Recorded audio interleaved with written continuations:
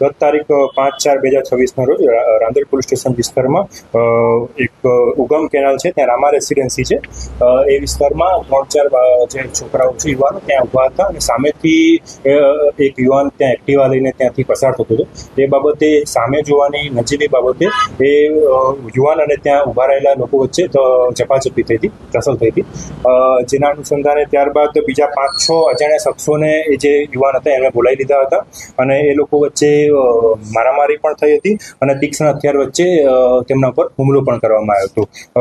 આ જે બનાવ છે એની ગંભીરતાને ધ્યાને રાખીને રિસ્પેક્ટેડ સીપી સાહેબના સીધા માર્ગદર્શન હેઠળ રાંદેર પોલીસ સ્ટેશન દ્વારા અલગ અલગ ટીમો બનાવવામાં આવી હતી, જેમાં હ્યુમન સર્વેલન્સ અને ટેકનિકલ સર્વેલન્સના આધારે આરોપીઓને ગણતરીના કલાકમાં 3 આરોપીને પકડી લીધા હતા અને 3 આરોપી વોન્ટેડ છે.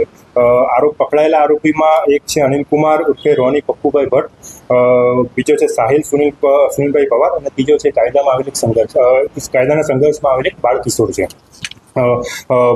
જેમાં આગળની કાર્યવાહી રાંદેર પોલીસ સ્ટેશન દ્વારા અત્યારે ચાલુ છે.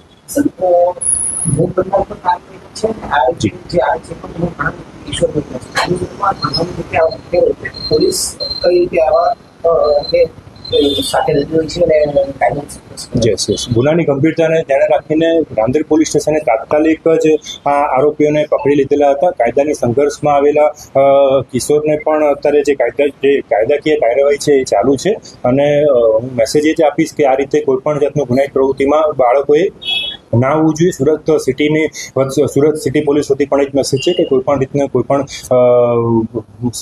યુવાન છે, કિશોર છે એને આ રીતે કાયદાના સંઘર્ષમાં ના આવવું જોઈએ.